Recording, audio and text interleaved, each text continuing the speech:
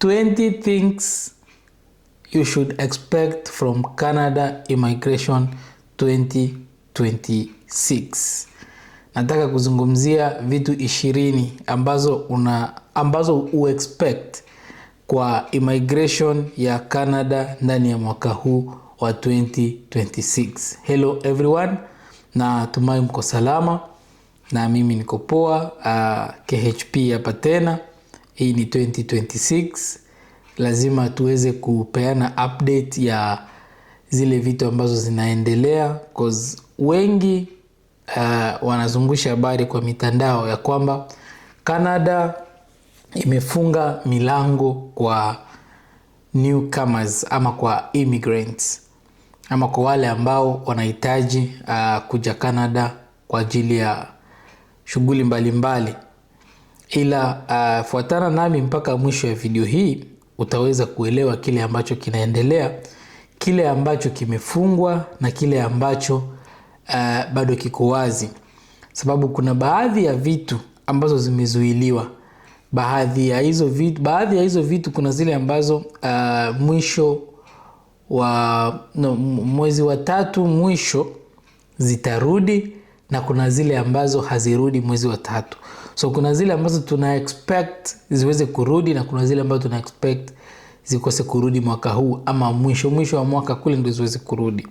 Kwa hiyo kama vile nilisema, mwaka huu tutafocus sana kuangazia kila area muhimu ambayo inahitajika kusudi tunapoweza kuongoza ama kuonesha gisi ambavyo unaweza ukafanyikiwa kwa ombi lako la kuweza kuja Canada. Pia upande wako ujui ni sekta gani unatakiwa kulenga zaidi na maeneo gani unatakiwa sana kufocus nayo. Cause kuna wakati ambapo unapata watu wananiuliza maswali, lakini ukiangalia maswali zingine, yes, kwa upande wake iko sawa, lakini ile kitu ambayo yeye ana focus nayo na ambayo anategemea kama skill ambayo ako nayo kumuingiza Canada inakuwa haiwezi.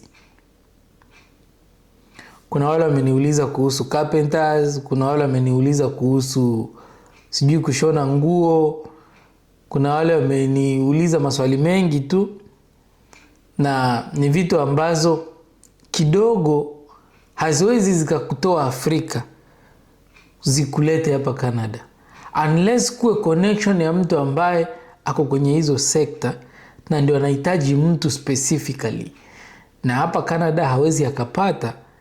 Ndio maana anaweza akaitisha mtu kutoka Afrika kwa ajili ya shughuli kama hizo. Sasa kitu ambacho nataka kuzungumzia leo ni zile sekta muhimu ambazo ni lazima wewe uzijue kusudi uweze kufanyikisha ombi lako la kuja Canada mwaka huu wa 2026. Kuna mabadiliko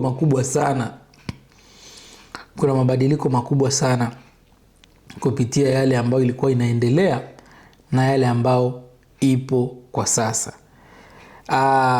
Jambo la kwanza, caregiver ni moja kati ya njia ambazo wengi wamekuwa wakitumia, na wengi wamekuwa wakilenga sana milango ya caregiver,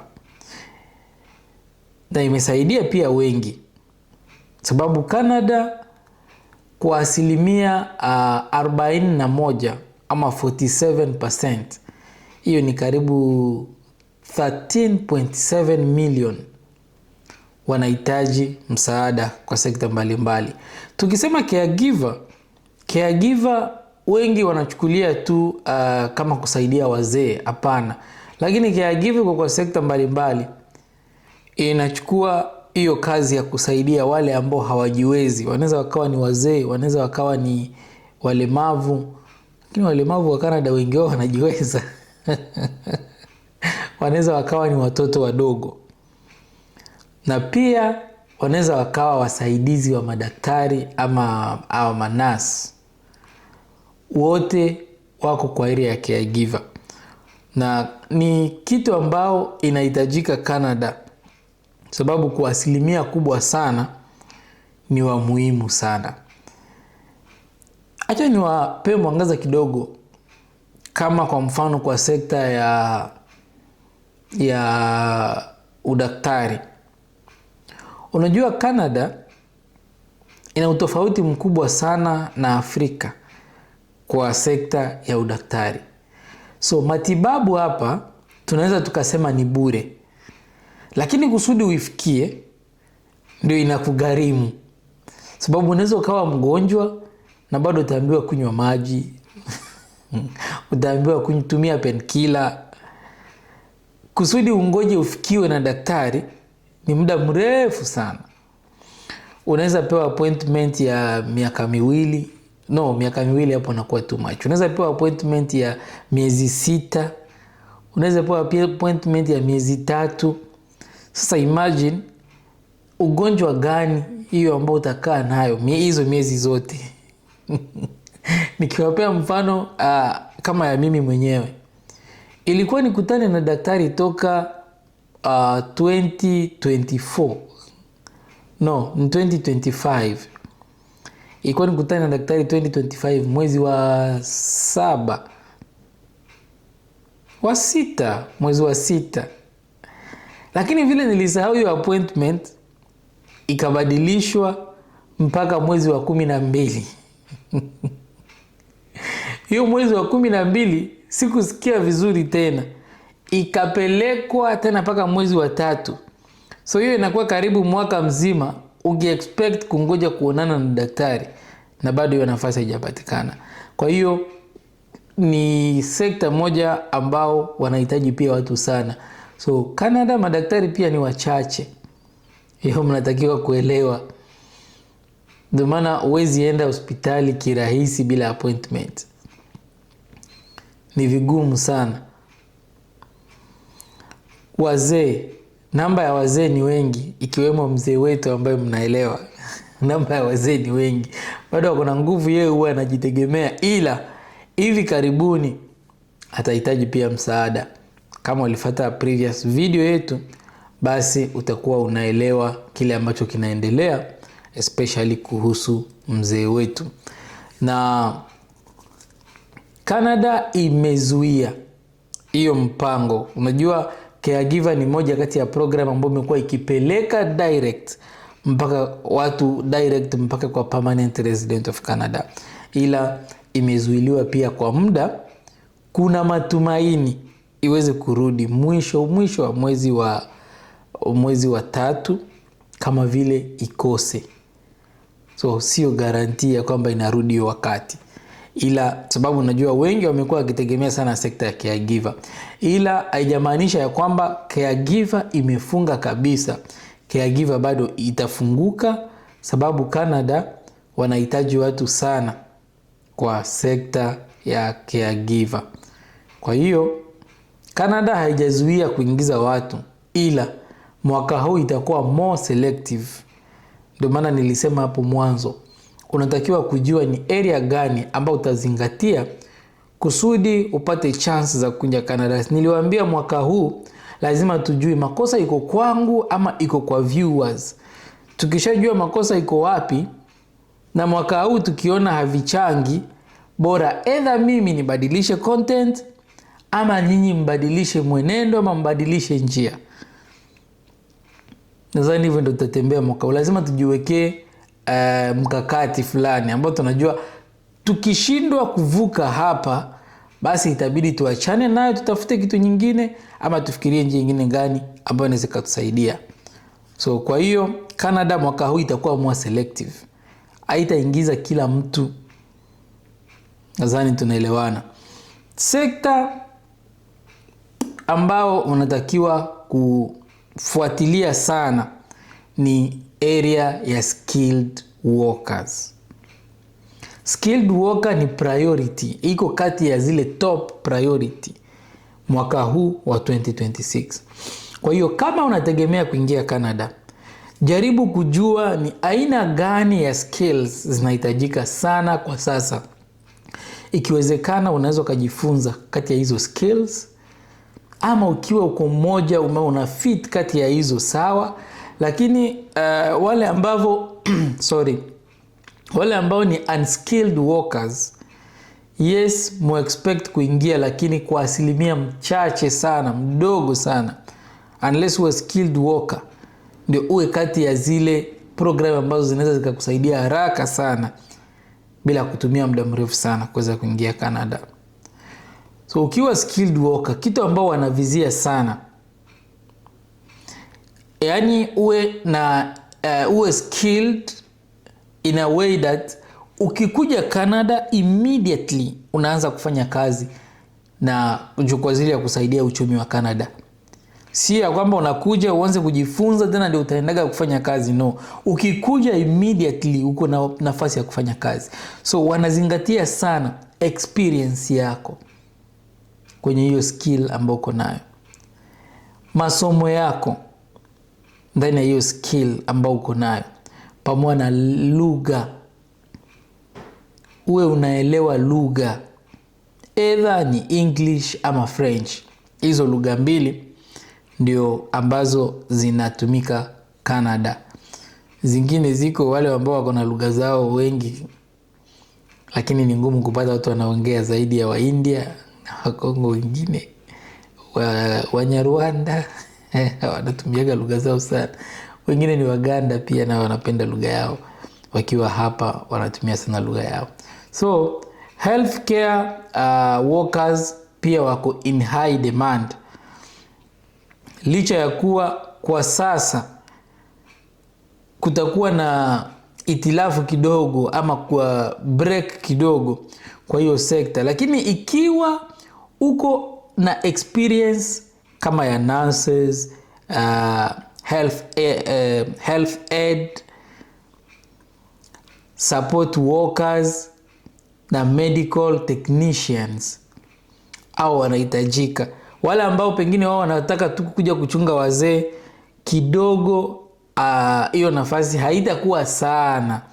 Ila wale ambao wako kwenye hizi sekta ambazo nimetaja hapa wako na high chances za kuweza kukuja Canada. So ikiwa uko na moja kati ikiwa unaelewa zaidi moja kati ya hizi vitu ambazo nimetaja hapa, utakuwa uko kwa kwa high chances ya kuweza kupata nafasi ya kuja Canada mwaka huu. Kuna pia zile zinaitwa trades.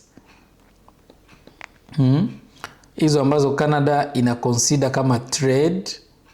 Ikiwa unaelewa vizuri sana na umesomea, unaelewa lugha, uko na certificate ambayo ni ya electricity, uko na nafasi mzuri ya kuweza kuja Canada. Ikiwa wewe ni plumber, ikiwa wewe ni welder, ikiwa wewe ni mechanic, na ikiwa unaweza ukafanya construction work, uko na nafasi ya kuja Canada. Ila lazima uwe na certificate ambayo ina prove una uwezo wa kufanya hiyo, na pia uwe uko sawa kwa lugha ya English ama ya French. Itasaidia kwa wewe kuweza kukuja Canada bila kuweza kusumbuliwa sana. So express entry ni moja kati ya zile top programs ambazo zitasaidia sana mwaka huu. Kwa hiyo tunapotembea tukae tukijua zile area ambazo tunatakiwa kuzingatia, na tukiapply kazi tuangalie aina gani ya kazi tuna apply. Sababu baadhi ya kazi zingine kuna zile zitajitokeza ndio sababu wanahitaji watu Canada, ila kuna zile ambazo hazitatusaidia pia kuweza kuingia Canada. So express entry haijafungwa, bado inafanya. Provincial nominee inafanya kwa sekta moja moja. Lazima kuwa makini na kuangalia sekta gani aswa unaweza ukaapply kazi mwaka huu wa 2025. Usiingie sekta yote ile unless uliona kazi ambayo ilipostiwa na ukajaribu kuweza kuiapply. Ila kwa kufanya tuwe na high chances za kuja Canada, zile sekta ambazo nimegusia, tafadhali tuweze kuangalia jinsi ambao tunaweza kupiga hizo sectors. So kama ni kitu ambacho unaweza ukajifunza kwa muda mfupi na ukaweza kushika, ukikuja Canada lazima utapewa mtihani.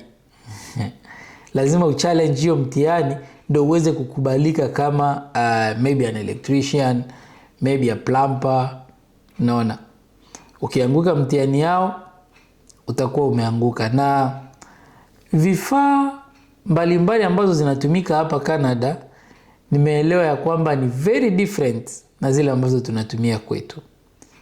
Baadhi ya hizo vifaa ndio zinalingana, lakini mingi ni tofauti sana.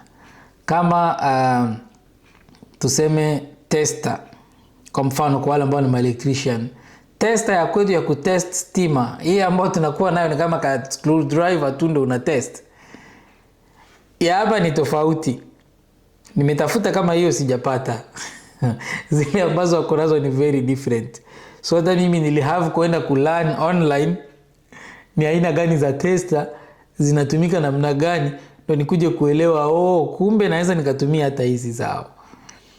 Ndio maana lazima kuwa makini kwa hayo na kujaribu kujiupdate kusudi iweze kukusaidia. Lakini tofauti na hayo utakuwa uko nyuma na utakuja kuingia upewe mtihani uanguke na bado urudi kuweza kusumbuka. Wale ambao wako kwa area za French pia wako na big advantage ya kuweza kuja Canada. Caregiver iko post, student pathway bado nayo ni moja kati ya zile njia mzuri sana. Unajua kuna siku tena nitagusia hii kitu ya student. Unajua student wako na high chances. Ni kitu ambao ndio inahitaji pesa. Lakini kisha kupata pesa, unaweza kurudisha hizo pesa zako. Ukikuja kama student, bado kuna nafasi ya kukuja kuchange siku moja na ukuwe permanent resident wa Canada. Na bado wengi wakikuja kama student, wako na nafasi pia ya kufanya kazi. So, sio lazima usome full time. Unaweza ukasoma kwa siku. Sisi tunafanya na student wengi sana kazi hapa. Ukiwa student unapewa work permit. Uko na opportunity ya kufanya kazi. Uko na nafasi ya wewe kufanya kazi. Kwa hiyo utasoma ukiwa unafanya kazi. Na saa zingine masomo, yani kile wewe unahitaji. I think I will explain more about that later.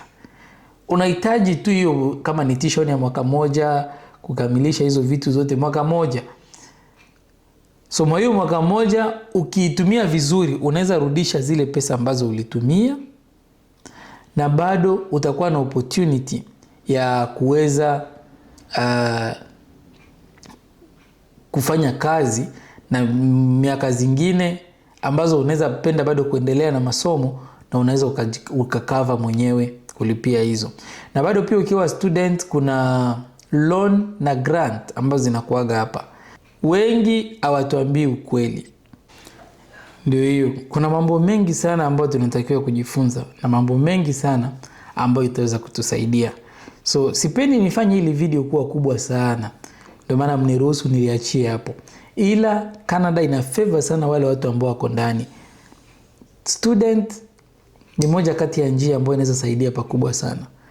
Na jua in our next video nitaweza kuja na mwangaza zaidi na kumalizia the other points ambao sijagusia, cause point ni nyingi sana, tuweze kujua sekta ambazo tunaendelea kufocus nazo the most. So kama wewe ni mpya kwenye channel hii, kumbuka kusubscribe, na kama wewe ni moja kati wana KHP, usisahau kulike video hii na kushare pia kwa wengine wale ambao wanaweza kuhitaji. Thank you guys na muwe na wakati mwema.